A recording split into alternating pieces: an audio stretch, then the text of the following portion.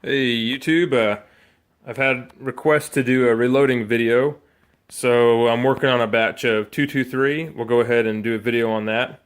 Um, we're going to do this in stages, but I'm going to go ahead and roll it all into one video, so you're not having to find all the different videos and, like part one and part two and whatnot. So um, if you are getting new to, if you are just now getting into reloading, I would suggest reloading a pistol caliber first, something like maybe 9mm. It's a lot more forgiving, and you don't have to have as many tools. It's just easier to do. But I had a request for 223 specifically, so we're going to do that. The first thing you're going to need is brass, of course. You can use range pickup brass, or you can go buy brand new brass.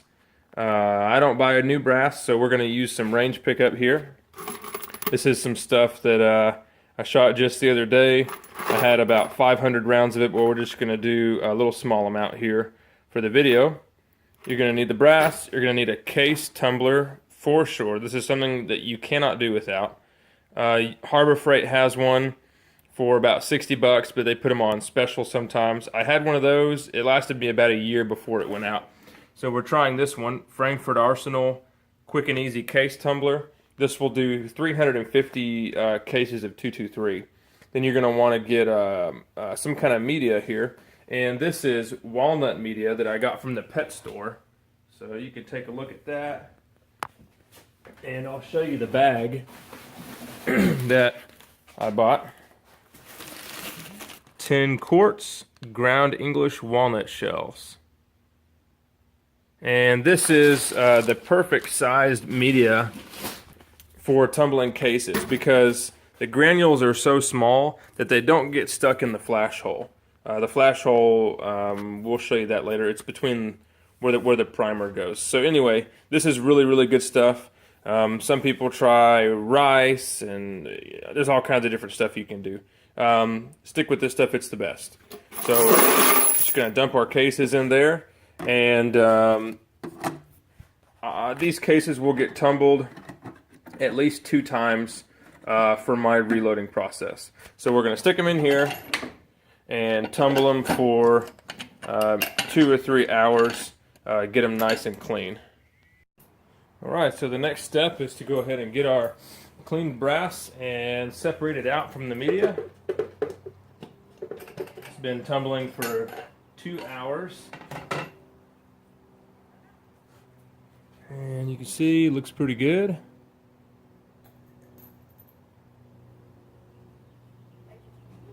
So I'm just going to dump it into this colander here.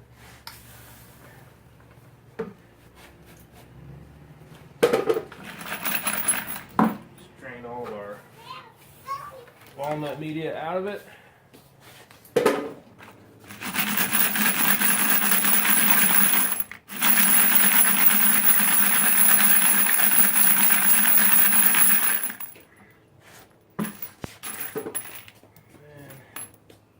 Take each case, dump it upside down, make sure all the stuff is out of it, and toss it in this bin here.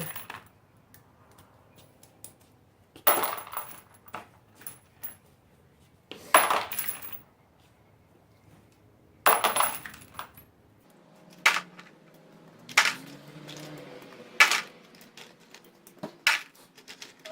usually do 500 of these at a time, so it's nice to work in such a small amount.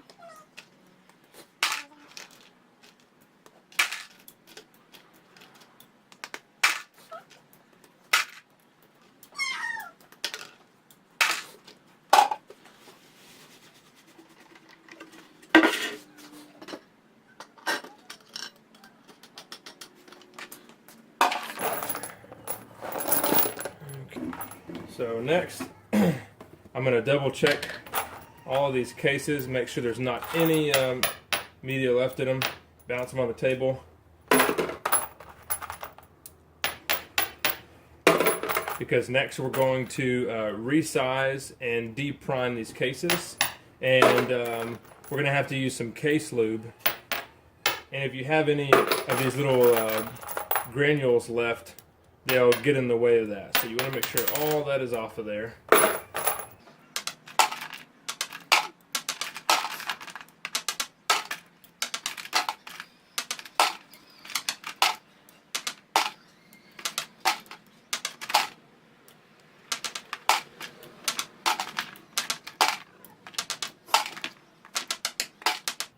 Okay, so all that is separated.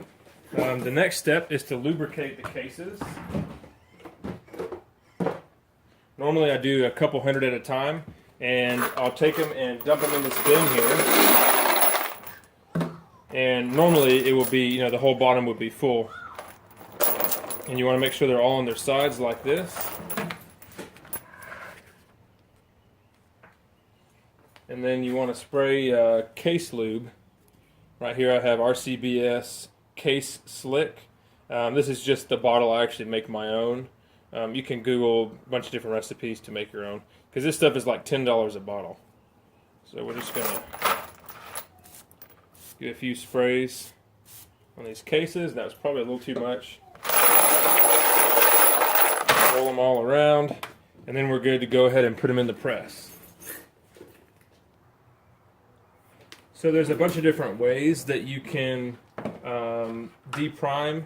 You can use the big press, or I like to use this smaller one. This is a Lee breech lock hand press kit, and this is what I like to use for resizing a lot. I'll also use my bench, and we'll show you that here in a little bit, but I wanted to show you this one too. So your die that we're going to use is going to be our full-length resizing die, and we're using a shell holder number 10, which is going to come with your die kit. And what we're going to do is screw the shell holder or the die down until it touches the shell holder, and then an additional quarter of a turn. Then hand tighten the lock ring here. Alright, so we got our cases all lubed up. Slip them inside there. And just like that, our case is deprimed. So we'll toss in this container here and keep the process going till we get them all done. With this right here, all the primers go down into this tube, and once you've done about 15 or 20 or so, you have to dump it out and empty them out of there. This is one of the steps that I like to do inside on the couch while I'm watching TV.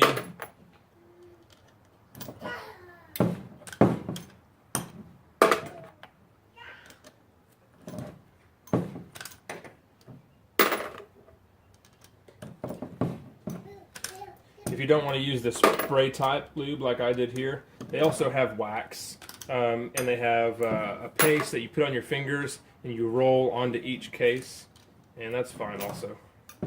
But typically I do a lot of these at a time, about 500, probably 250 to 500 is average. So I don't want to sit there and roll every single case by hand.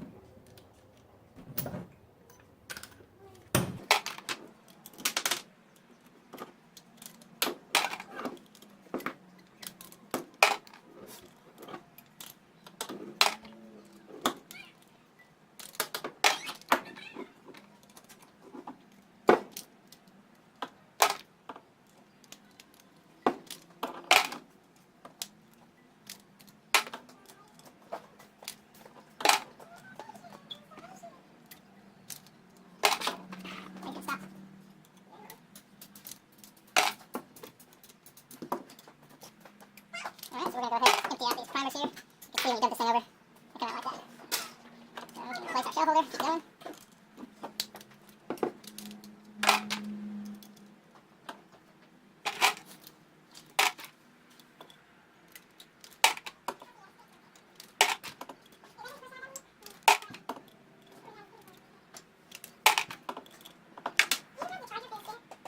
Yeah. We'll buy a new one. Yeah, I need to order a new charger for it. Whenever I'm done with this here, I'll order it. No, I don't know. It's good. It'll hurt the knives. Okay, then. It's enough.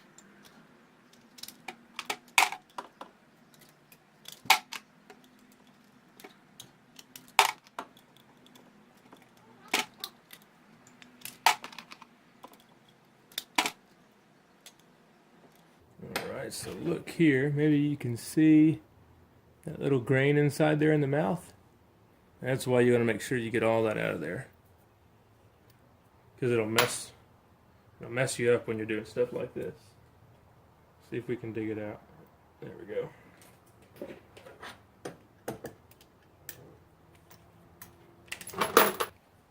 So after I deprime and resize, I like to go ahead and tumble the brass again, but you don't have to do that. A lot of people will just wipe the cases off after they do that to get the oil off, and then go ahead and keep moving.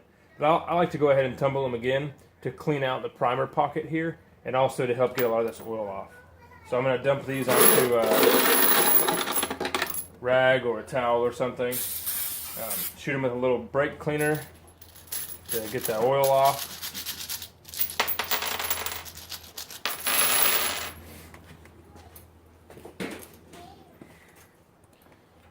And then toss them back into the tumbler.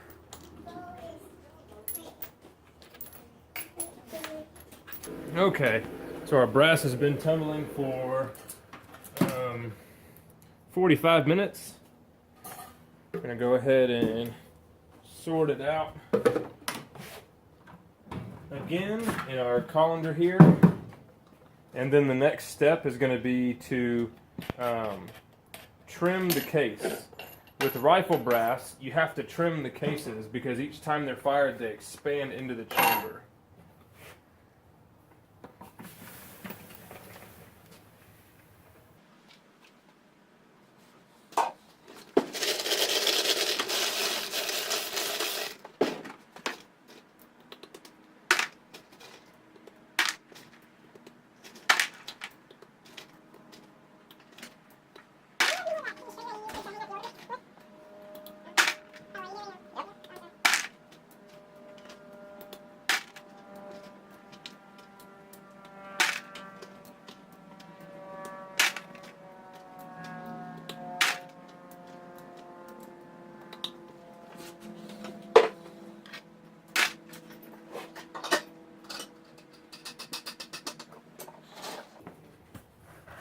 Okay, so the brass has been tumbled for the final time.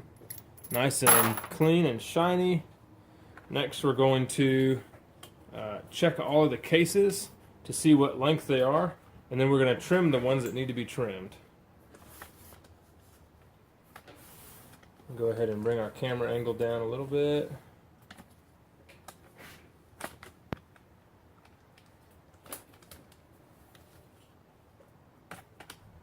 There we go. Okay, so for this step, I'm going to use a drill and a trimmer called the WFT, the world's finest trimmer is what it's called. And you chuck it into a drill. It can be a hand drill or a drill press, and you preset the case length right here with this set screw. So the best way that you can do it is take a brand new case, maybe an unfired brand new piece of brass, or you could pull a bullet out of a case that you know is the right length that you've measured, stick it in there, and then all the way up in this hole, loosen this screw, and then you have adjustment here on this carbide bit. So you'll bring it down to where it hits the case mouth and tighten up. Then you can go ahead and test a few pieces of brass and see if it's where you want it to be. Where I like to size my brass is 1.750 inches. So right here I've already got these calipers set up for that, for 1.755 I think. So what I'm going to do is I'm going to run the cases through the calipers here, and whichever ones make it through, I'll put into the bucket of ones that don't need to be trimmed, and the ones that do need to be trimmed we'll leave behind and we'll do those. So this one's pretty close, so we will leave it to be trimmed over here, and we'll just work through these. That one's still kind of close. That one's definitely good. That one's good. You can do this if you want to. You can pre-measure all your cases, or you can just go ahead and run them all through the trimmer. A lot of times I'll run them all through the trimmer. Sometimes I'll do this depending on how I'm feeling that day. Now you can also get a manual case trimmer that you chuck one case at a time, and then you turn a little handle and you trim the cases. And that's a good way of doing it if you're only making a few rounds at a time, like maybe 100 or less. I definitely would not do 100 rounds or 100 rounds or more that way. It just takes way too long. But the WFT company, they sell those trimmers in all the major rifle sizes that you might want to reload.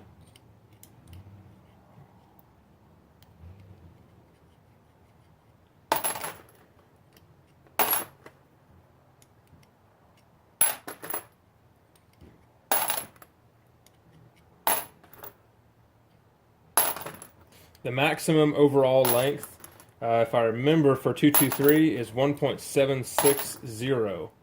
And if it's at 1.760, you're going to want to trim because that's the maximum length. I used to go ahead and size mine all the way down to 1.740.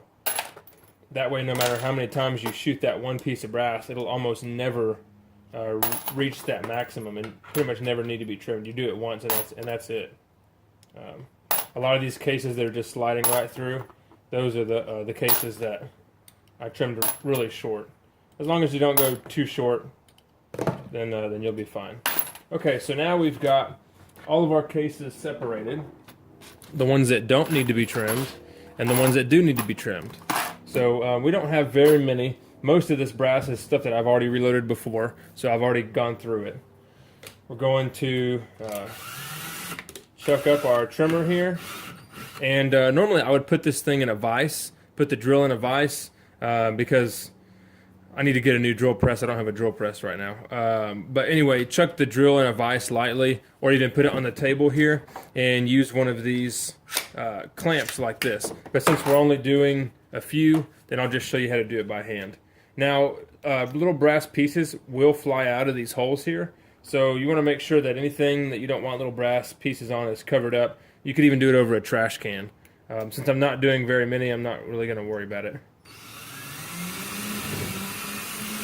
So just like that, you want to make sure you start the trimmer first and then insert the case. You don't want to put it in and then start it.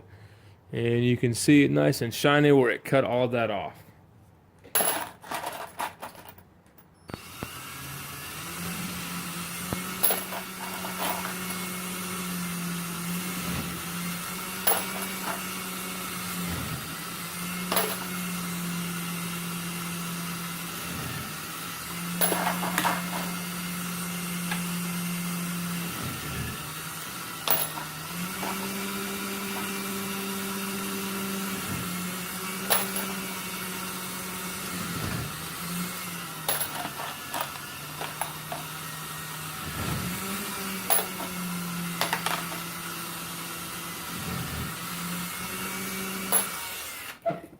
Alright, so there it is. I just did about 12 cases, 10 or 12 cases in the time it probably would have taken to do one or two. So this thing is really awesome. Like I said, they have it in all kinds of different calibers. And I think it has a pretty good warranty. I can't remember. If you want to check it out, it is World's Finest Trimmer by Little Crow Gunworks. And you can just Google that and it'll come up. There was a phone number here, but it's come off. Okay, so once we've got all of our brass trimmed to the length that we want, again, this is something that you can, you can make up your own decision about how long you want to trim your brass. Now we're going to chamfer and deburr the cases. So they have handheld tools like this. One side is a chamfering tool, and the other one is a deburring tool. They have all different styles of handheld tools like this. And what we're wanting to do is take off the rough edge from that cut. So when the trimmer cuts it, it leaves kind of a rough flattened edge and it's very, very sharp. So we're going to do a couple turns here and a couple turns here.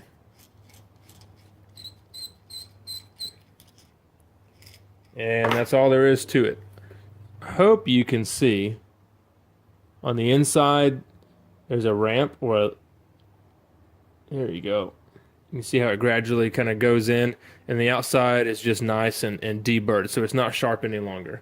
You can also use this tool for the primer pockets if you have crimped primers. We're not going to do it here because there's no reason to. So that's all there is to that section here. What I like to do is buy a tool like this Lyman here that comes with a bunch of different pieces. It has primer pocket reamers, and it also has either one of these tools here that I showed you. And what's cool about that is it has a small enough shank where it screws into the tool, so you can just pull it out and chuck it in a drill. So what I'll do is I'll put 2 drills here on my table side by side and clamp them down with this and run them both at the same time. Now you have to be careful when you do that because you can mess up your brass. You can chew it up too much if you're pushing too hard or running the drill too fast. So yeah, I like to chuck both of these things up and just knock out a whole bunch. But for this video, we're just going to go ahead and do it by hand so you can see the process slowly.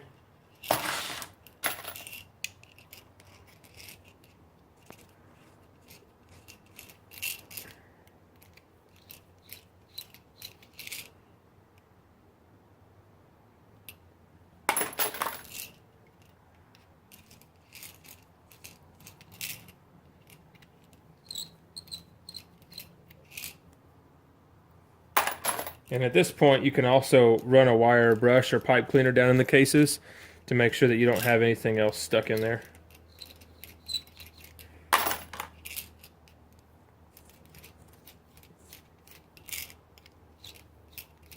Yeah, this can get really tiring by hand, man. Your hands start to lock up. And you do a couple hundred rounds like this.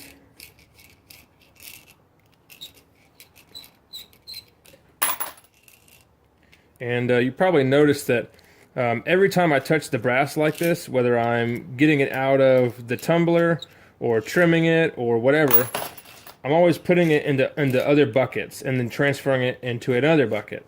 And the reason why I do that is because every time the brass gets banged around, it'll help dislodge all these like brass shavings or cleaning material or anything like that.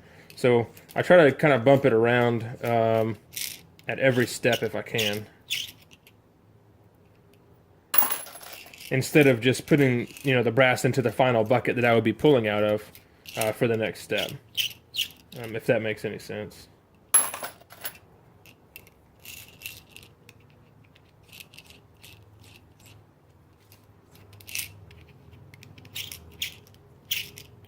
And you're really not wanting to cut an edge into the brass, you're just wanting to clean it up.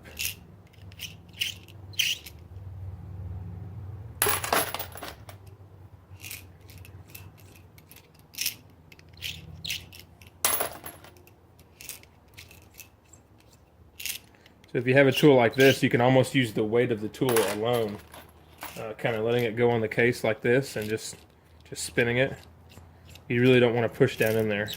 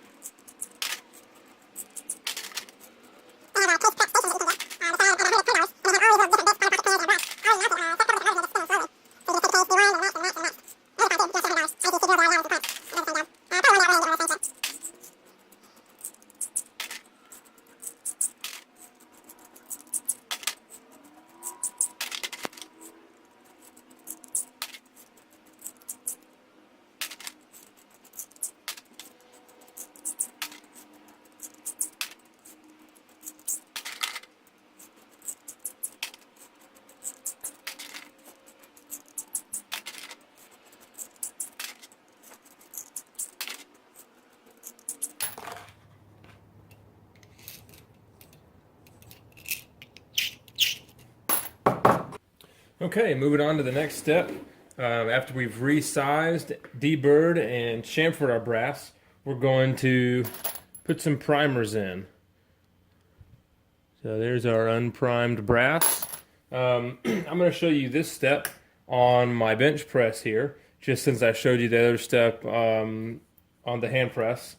The way I have my bench press set up is I have it mounted to a block of wood, and I've countersunk some bolts in there. So I can take this in the house or wherever and just set it on whatever table I'm working on and then use these clamps here and clamp it to whatever table I'm doing. That way I can do it in the kitchen table inside or wherever. So we're going to use this. I'm going to go ahead and put a bolt through here to make it extra secure. It's not really needed. And then for our priming, we're going to use the Lee Ram Prime. And that's my favorite way to prime. I've used the hand primers before, and I really don't care for them. It seemed like the primers would flip around in the tray and sometimes go in upside down or sideways, and I really didn't like them. So the Lee Ram Prime is really awesome, and it came with my hand priming, or my hand loading set. They had an option where for a few dollars extra you could buy this, and it was definitely worth the buy. So the way it works is it actually loads everything up here on the top. So we're going to thread in this little adapter here, and it's going to take our number 10 shell holder for our 223 case, just like that. And then we're going to use the ram down here, and it's going to fit into the bottom section. So it's got the same little primer tool as this right here, and this will work, the priming tool that comes with the press, but I really don't like it. It wobbles around too much. It's got a lot of play in it. I like to use this method a lot. Hopefully you can kind of see. So we'll stick a primer in there, recess it, put a case in, prime it, and then good to go. So let's go ahead and do a few. Take our little primer here.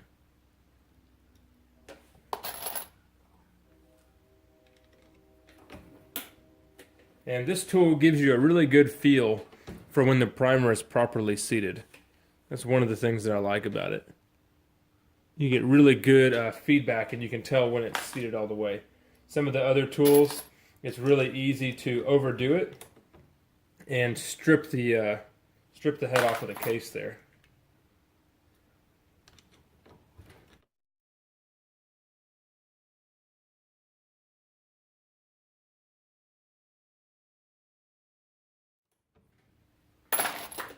I can do these pretty quick when I'm set up and don't have a camera over my shoulder.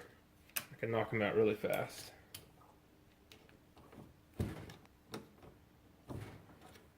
That one was a little bit hard to put in.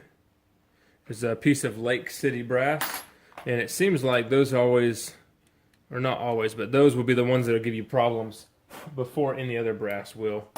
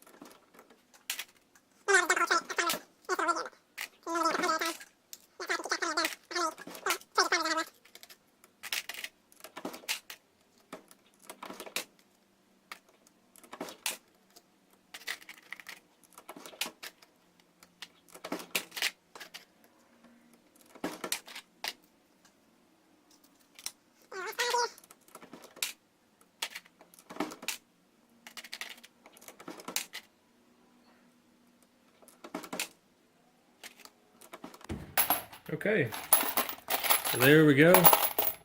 Bunch of good primed brass. That's all there is to that. Like I said, there's a couple different methods you can do. You can use the ram prime here. You can use the priming tool that may come with your press. You can use a hand primer. All kinds of different things. It's really just up to you on how you want to do it. All right, we're to the next step. The part that everybody wants to see. Gonna make a completed cartridge. We got our RCBS powder measure here. Tilt the camera up so you can see the whole thing. And my go-to powder for 223, H335.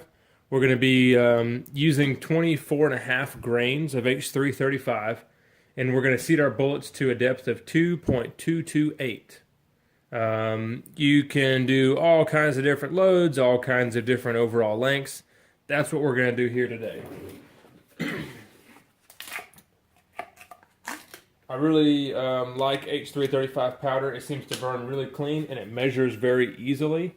I'm going to try some CFE 223 here pretty soon after I run out of all my H335, because they say it's supposed to burn a little bit cleaner and get rid of copper fouling. So we'll see if that's true. First, we're going to start off by setting our powder measure. I know this was set at around 5 grains or so for reloading 9mm, so I have to back it out quite a bit. Alright, and we've got a little RCBS scale here. It's a pretty cheap scale. The way I like to get my powder measurements is I like to put a case on it and zero it out, and then run my charge and measure the case. Let's see, so 23 grains, we need to bump it up some more.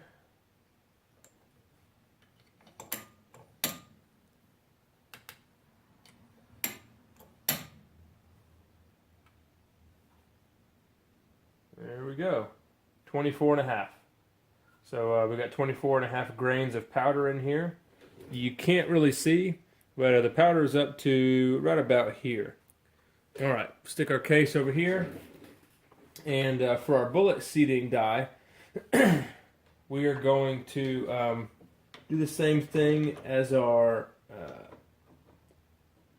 resizing and depriming die. We're going to touch the shell holder and then do an additional 1/4 of a turn and finger tighten our lock ring there. I'm going to be using Varmint Nightmare 55 grain soft point projectiles from Mid-South Shooter Supply. And these are a really great value. I've loaded up plenty of their their Full Metal Jacket bullets, and I wanted to give their soft points a try because they are range friendly. A lot of ranges won't let you shoot Full Metal Jacket anymore, which is silly. So we'll take some of these, dump them in there, and then we'll find our seating depth. And then once we do that, once we have this set, we'll go ahead and we'll put powder in all the rest of the other cases. So we'll set our bullet here, and I've backed out this adjustment on the top quite a bit. Alright, so that's clearly too long. We can still see the cantilever. A little bit more. Let's see what we're at here. That looks about right.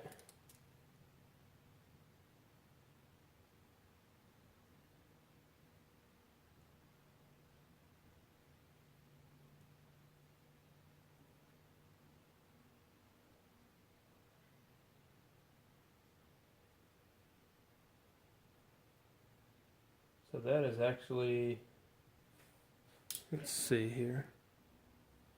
Okay, so this first one was a little bit too short. I'm going to show you guys what to do when that happens. We're going to put it in our bullet puller here. The way it works is it clips into that little shell holder, goes down in there, and you screw on this end cap, and then you just hit it on the concrete, and it'll start to move that bullet forward.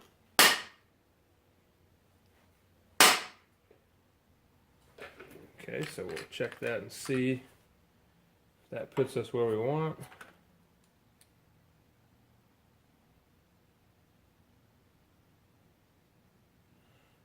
Looks like we need to come out a little bit more.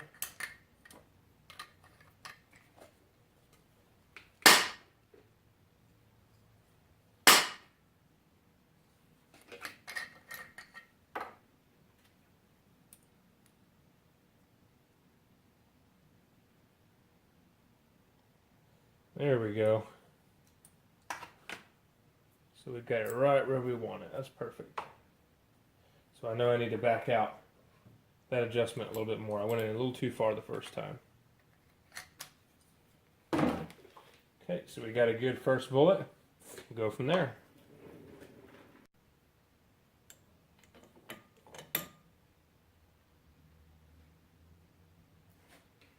Alright, 24.4. So these are coming out just where I want them to. I'm going to go ahead and do a bunch of these in the tray here.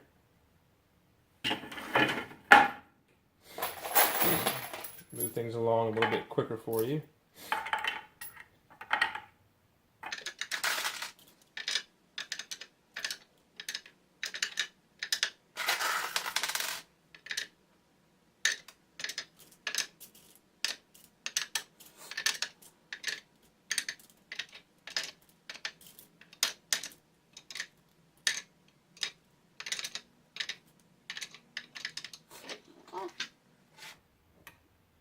Go ahead and measure one more.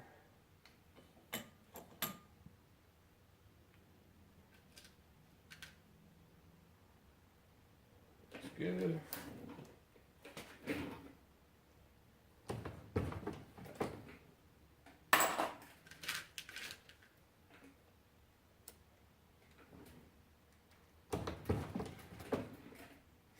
Looks like it's good. So we'll go through here and move them quicker now.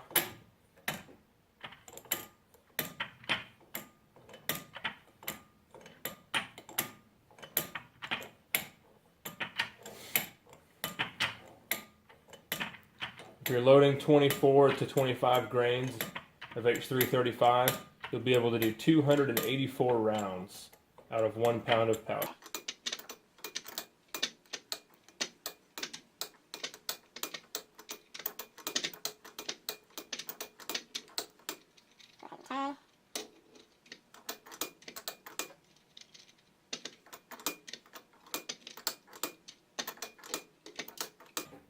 And then we'll measure our last one.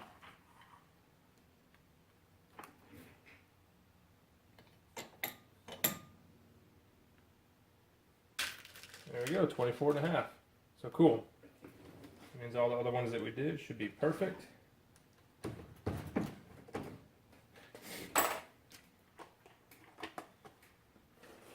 go ahead and move a little bit quicker here now. Bring the camera in a little closer. There we go. Okay. You could also do this step with the Lee hand press if you want to, but it could be pretty difficult to line everything up, especially on rifle bullets. And try not to spill the powder and all that kind of stuff. So it's just much easier to use the bench press.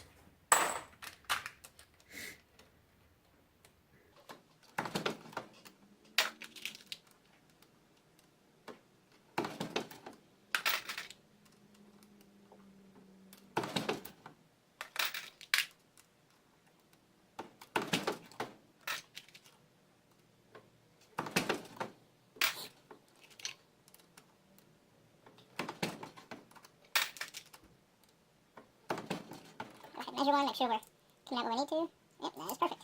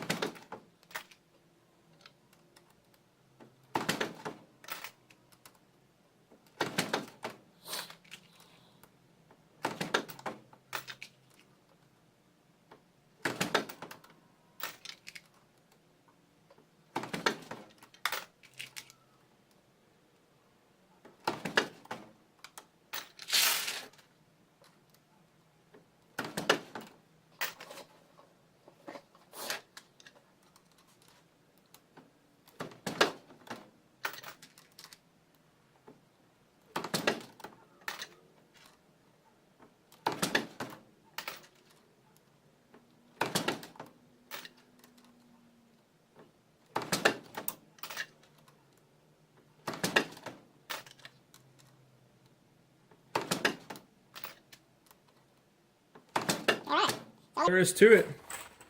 Making 223. There's a few of our finished cartridges there. Looks pretty good. So this was just a really quick look at reloading 223. You could definitely, there's a lot more details to go into, but this gives you a quick example of what you can expect if you're new to reloading or if you're thinking about reloading. Hopefully you can kind of see the materials that you need, the tools that you need, and this may give you a better understanding of how it works. It's really, really easy. Just go slow and be safe and have a lot of fun. If you have any questions, put them in the comments. Thanks for watching.